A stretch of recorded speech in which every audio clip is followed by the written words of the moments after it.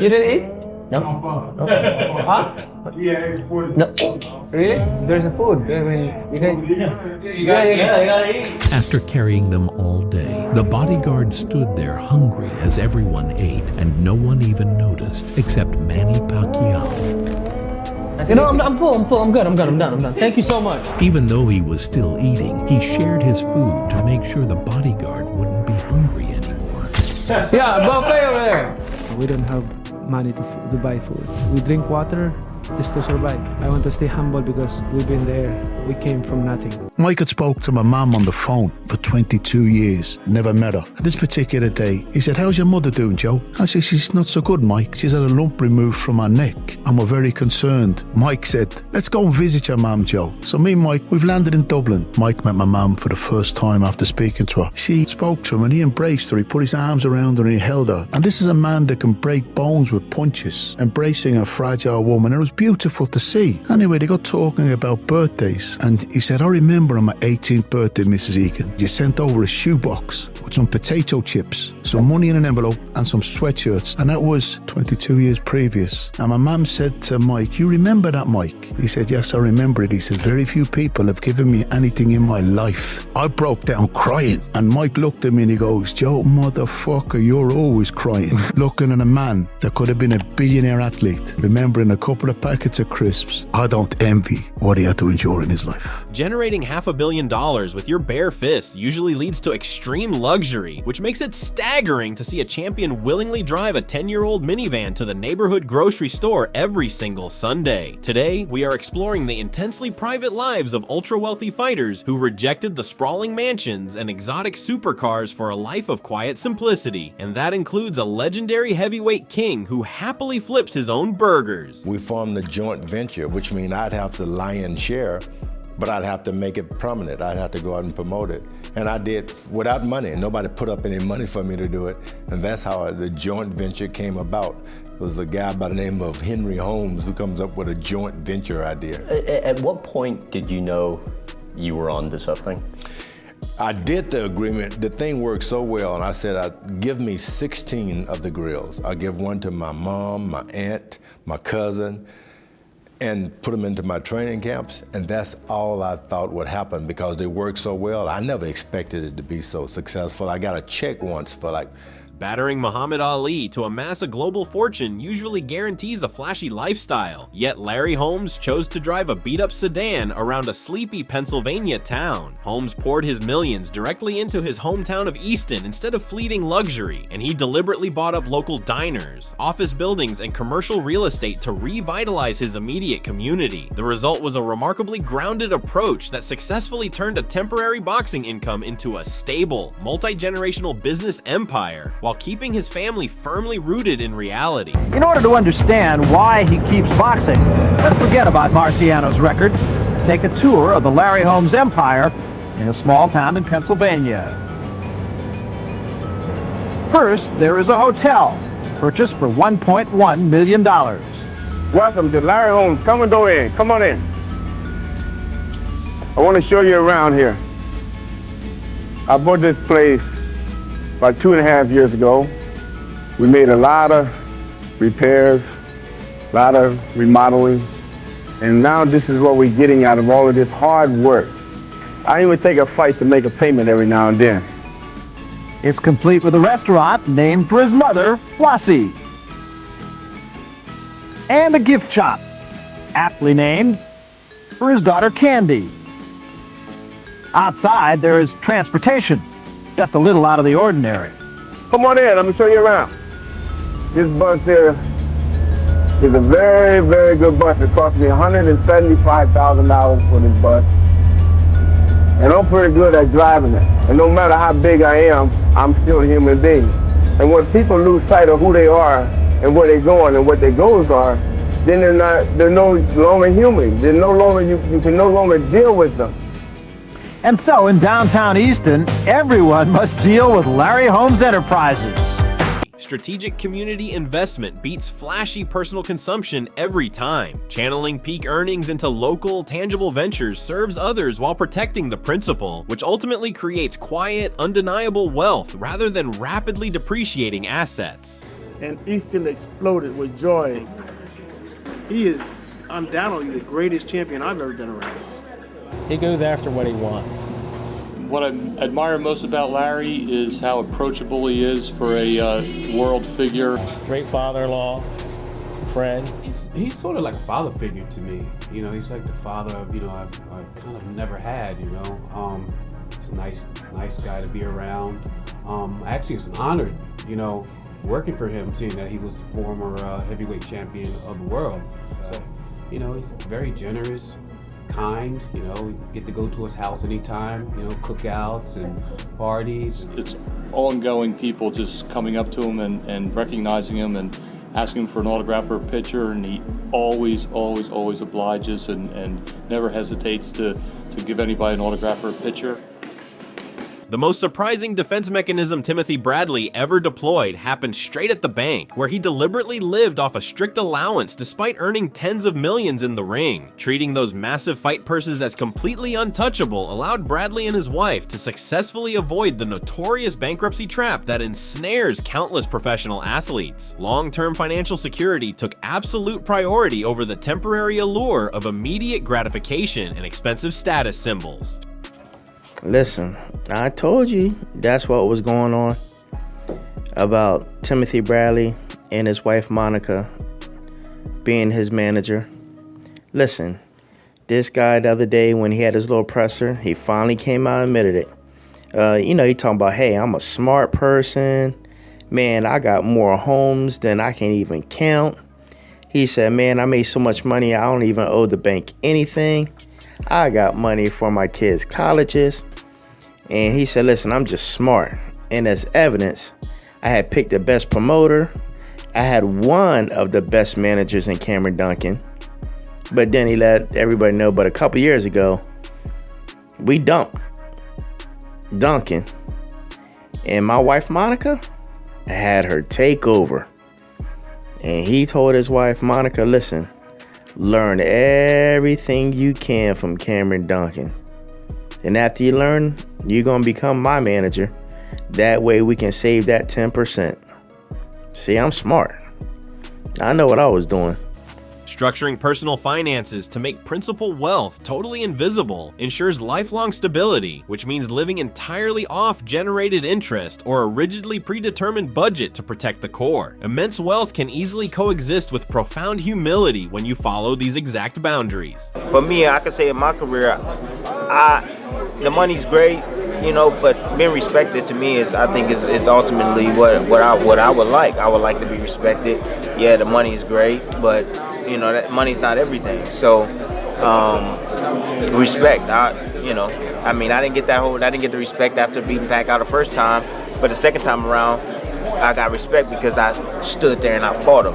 And a lot of people was like, man, I've never seen anybody stand in front of this guy and swing the way you did and hurt him the way you did and do this. So a lot of the fans were like, man, we respect you for that. Thank you for giving us a good fight. A global icon worth well over $200 million eating casually with his bare hands from a simple plastic container resting on a cheap folding table is a striking image. Historic 8-division world titles and massive pay-per-view checks never erased the visceral memory of extreme childhood poverty in the rural Philippines for Manny Pacquiao. Funding local housing projects, educational scholarships, and regional hospitals with his hard-earned resources takes precedence, while he intentionally keeps his personal daily habits remarkably simple and unpretentious.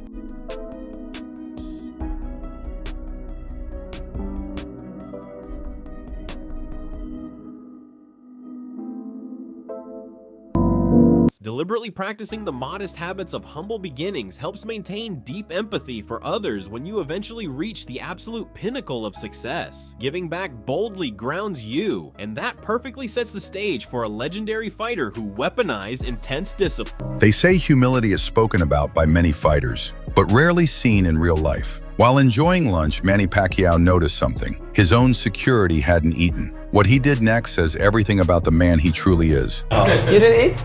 No. Huh? Yeah, before this. No. Really? Yeah, we just ate. What did they get? Okay. There's a food. I mean, you gotta eat. You gotta eat. You gotta fuel up. Come here. We got chicken wings. Oh, give him. No. Sino ba lang? Oh, nice. No, I'm full. I'm good. I'm done. Thank you so much. Thank you so much. That's how I. Is that a bad question? He's Christian? Right. While I'm. Oh yeah, for sure. For sure. Good. Treating your physical body and your financial bank account exactly like an impenetrable fortress requires aggressively guarding against any unnecessary leaks or impulsive indulgences that could compromise your longevity. Fighting at the absolute elite championship level well past the age of 50 became a reality for Bernard Hopkins because he ruthlessly cut out extravagant living, late-night partying, and frivolous consumer spending. Walking away from a brutal sport with his health and wealth entirely intact proved the value of his monastic dedication to both physical conditioning and financial discipline. When was the last time you had alcohol? 23 years ago, even longer. It was when I was 18, 17, 16, when I was younger. What about soda today? No, soda is the worst thing. If the soda to me is like liquid crack. It don't do anything for the body. It's junk, and it's part of the obese problem that we have in the country today, which is over 70%. So if you want to avoid diabetes and you're 13 to 12, you got to cut a lot of things out. And it's kind of hard when you've been passed on a tradition that your mother, your aunt, and your guardians didn't tell you what this thing can do. But sodas is horrible. I don't drink club soda. I don't drink anything that Perrier water. I mean, that has a little fizz and carbon in it, but when it comes to any soda, I stay away from it. It's bad for you. It's a drug itself. What do the eating habits entail? I'm more or less like a whole foods guy. I'm more or less like an organic guy. I do eat red meat. I don't eat it a lot.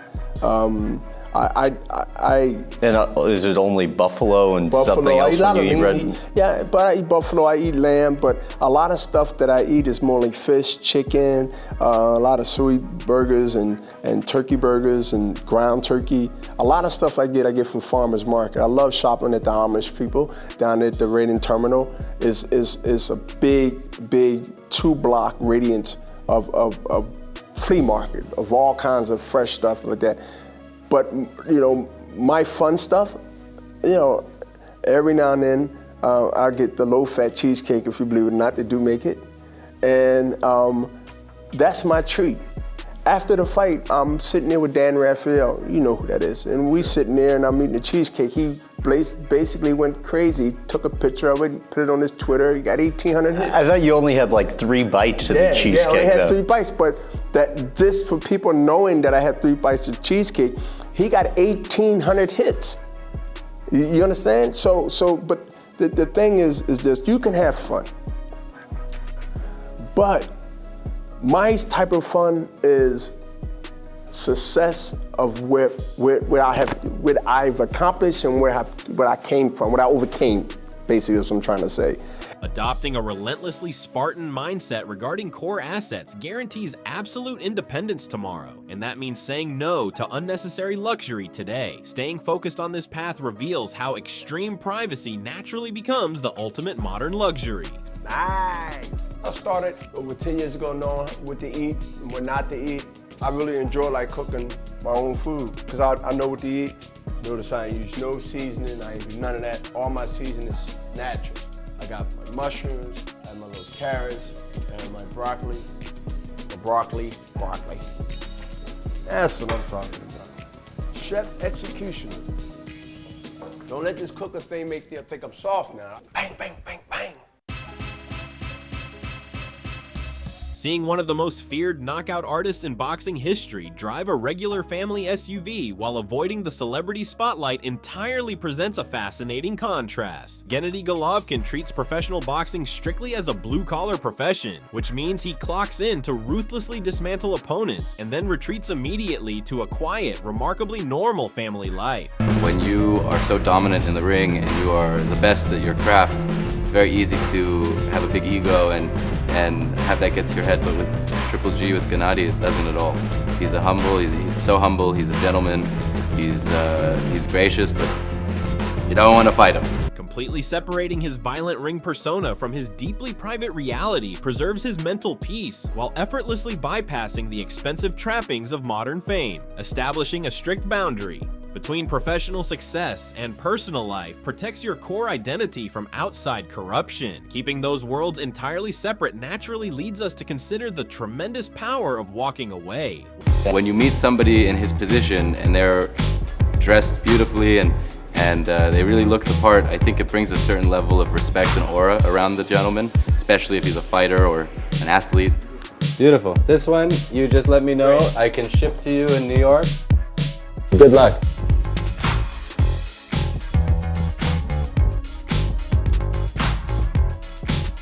Walking away at the absolute peak of tremendous earning potential is exactly what one undefeated Olympic gold medalist and unified world champion willingly chose to do. Guaranteed millions left sitting on the negotiating table meant nothing to Andre Ward because he prioritized his growing family and long-term cognitive health before retiring seamlessly into a modest, faith-driven lifestyle in California.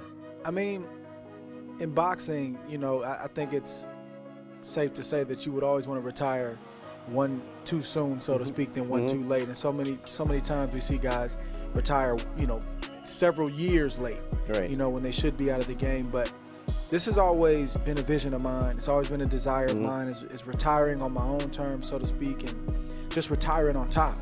You know, obviously I track with my body. I'm very in tune with my body, and, you know, you can feel stuff breaking down. It's a little bit harder to get to the fights. You know, I'm creeping up on my mid-30s now, so it takes a little. I hardly even remember my 30s. It takes a little longer to warm up. It takes a little longer to recover. So it was that, plus the desire piece of it. You know, I have 2 boys in high school, 2 younger kids, and I'm a very present father when I'm home. But I just want to spend more time with them, spend more time with my wife, and I simply had a discussion with her, and I said, "Babe, how do you feel about it?" She said, "Babe, I'm behind you. Whatever you do, I'm behind you." And that was enough for me to ultimately make the final decision. True victory requires leaving a dangerous game entirely on your own terms with your mental faculties and your family fully intact. Defining an absolute finish line well before starting a treacherous journey ensures that blind ambition never overrides fundamental well-being. Walking away, clean demands discipline, and our next story proves that physical geographical distance literally saves massive fortunes. Good to see you, Andre Ward. I finally made it. I'm on the Rich Eisen show.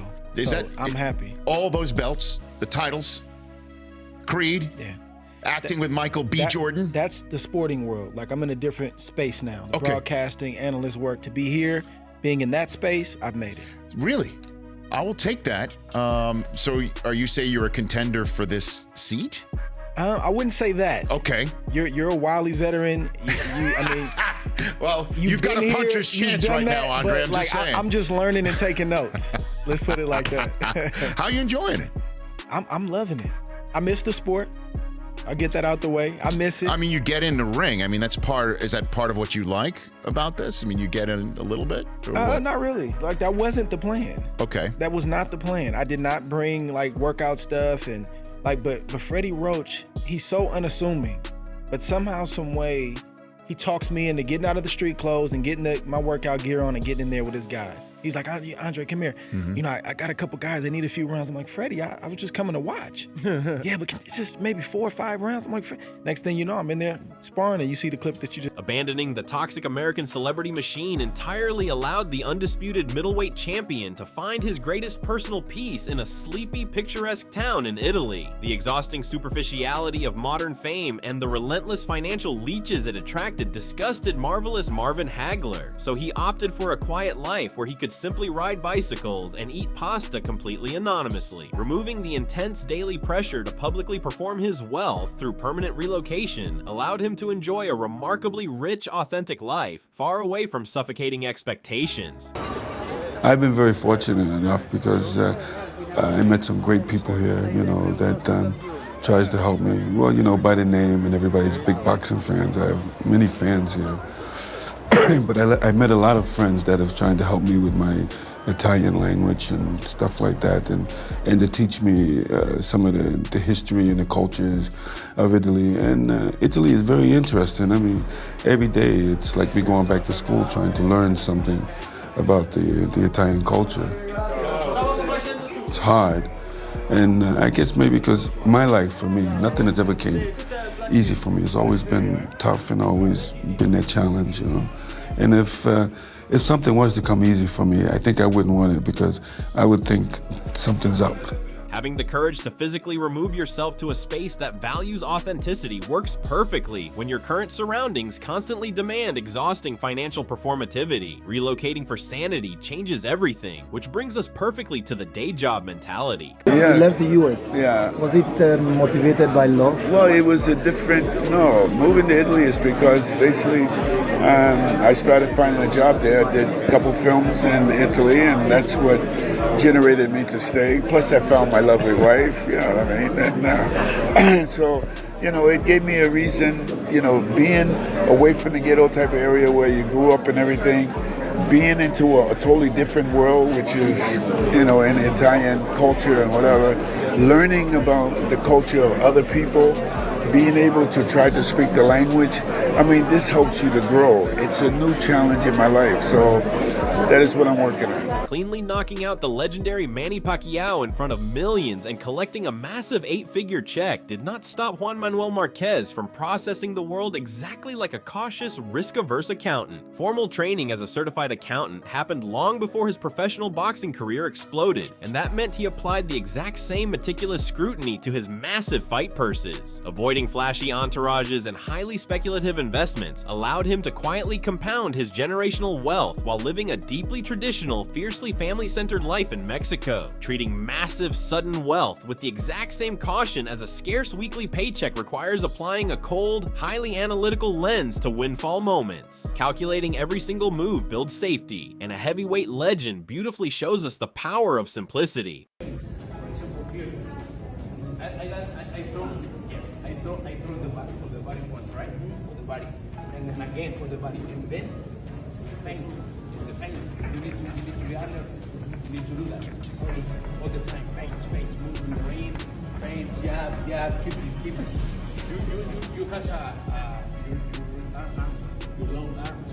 You have a good distance. Voluntarily returning to the most fundamental aspects of life, long after achieving unprecedented global success, offers immense financial wisdom and profound joy. Hundreds of millions flowed in from a miraculous boxing comeback and a legendary grilling empire for George Foreman. Yet he found his greatest satisfaction quietly preaching at a modest church and tending to his animals. Conquering the world twice taught him that the most sustainable happiness consistently stems from unwavering faith, a close family, and hard, honest work. Pivoting your energy toward fulfilling, low-cost passions that enrich your soul rather than drain your wallet makes perfect sense once you securely lock down your financial future. Finding true joy often means looking backward, and sometimes extreme old-school tactics absolutely win the day. It was after the young loss that George said he had a vision, one that told him to get out of boxing and get into the church, which he did. He got into this one, the Church of the Lord Jesus Christ, just outside of Houston. Jesus Christ took away my fancy cars and gave me love of my brethren. Jesus Christ took away my big mansions and gave me love, trust, and faith in Jesus Christ. Jesus Christ and gave me something, and I owe it all to God. When I went to Puerto Rico, I went over there to make some money and to get me some fame. Next thing, I was in that room trying to keep my life in me. I was actually dying. That was the saddest moment I ever had in my life. That George Foreman don't mean nothing no more to me. He don't mean nothing no more. Jesus Christ mean everything. Jesus Christ is the whole reason for my being out here today. A lot of people actually think I've lost my mind, but I haven't. I've found my mind. I really found the right mind now. Hitchhiking rather than paying out of pocket for a taxi remains a legendary piece of boxing lore regarding the only completely undefeated heavyweight champion in history. Massive stacks of cash were reportedly hidden in light fixtures by Rocky Marciano, who relentlessly negotiated every single penny behind closed doors to ensure his family would never experience brutal poverty again. An unyielding refusal to let greedy promoters or insidious lifestyle creep siphon away hard-earned blood money ensured his financial legacy remained totally completely intact even if his methods were extreme. Prioritizing unshakable financial security over fleeting social approval requires developing a healthy skepticism of anyone asking for a piece of your pie. Guarding your treasury fiercely keeps your money safe. Did you know Rocky had a back problem all of his life? Did you know that? No. Yeah. Al Wilde, you know, who handled Rocky. Yeah, Rocky had, and not many people knew about it. And that's really the reason, his main reason for retiring was because of on account of his back. And he's the first man in the history of boxing in the heavyweight division who ever won the title without having been previously defeated. Tunney was defeated by Greb. Dempsey was defeated. That's right. Joe Louis was defeated by Schmeling in a non-title fight. He was the first one. Record, I think, was 49 fights, 45 knockouts, 4 draws. Hearing these stories of extreme personal discipline and grounded living often entirely shifts our perspective on what true, lasting wealth actually looks like. So hit that subscribe button right now if you agree. A dedicated community committed to real talk and incredibly smart money is growing here every day to build undeniable legacy. Let's dive straight back into the next lesson. Staying entirely grounded and completely humble seems impossible for a man possessing a doctorate degree, a massive European fortune, and a decade-long heavyweight championship reign. Towering intellect allowed Vladimir Klitschko to carefully navigate the treacherous waters of boxing economics, and that meant quietly investing in stable businesses while adopting an incredibly disciplined lifestyle across Ukraine and Germany. Stripping away the bloated ego typically associated with heavyweight kings happened through his clinical approach to life, allowing him to heavily focus on global philanthropy and long-term societal impact. Educating yourself fiercely on complex financial mechanics ensures your money serves a distinct purpose beyond simple consumption. Intellect actively protects wealth when you think deeply, and our next fighter proves that local roots matter immensely. Yeah, the spirit in Ukraine, or rather of the Ukrainian people, remains unbreakable. You say the spirit is still very strong back home, and you, of course, with your foundation, the Klitschko Foundation, are actively contributing a very important part to make sure that that spirit remains unbreakable. Let's have a quick look at some of the work that the Klitschko Foundation is doing on a daily basis.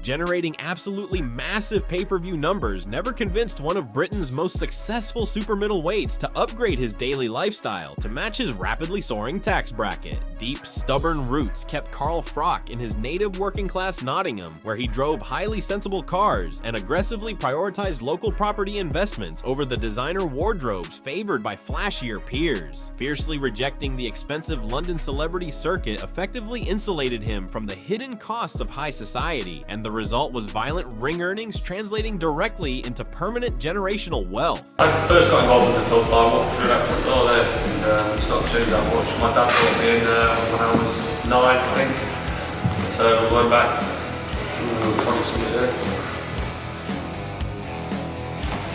It's hard to say, I did, my mum was right, just touched on something else, I still play a bit of snooker. And Steve Davis, Ronnie O'Sullivan, I was a big fan of them. So maybe I don't have a club to play a bit of snooker, but I think I'd enjoy the army, to be honest. I do like working, and I like the discipline and the team, you know, association with friends around you, people watching each other's backs. I've got a couple of mates who are in the army, and I think if I did enjoy a boxing club, box and be successful, very much a family man now as well, with another on the way. Yeah, I've got Rachel and Rock now, got another baby on the way, so it's exciting times.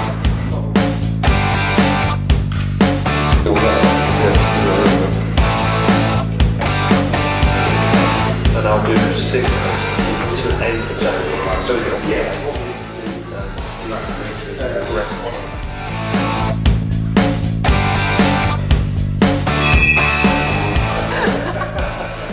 Resisting the overwhelming urge to instantly upgrade your zip code the moment you succeed often acts as a natural barrier to financial ruin. Deep roots provide total stability when you stay perfectly grounded.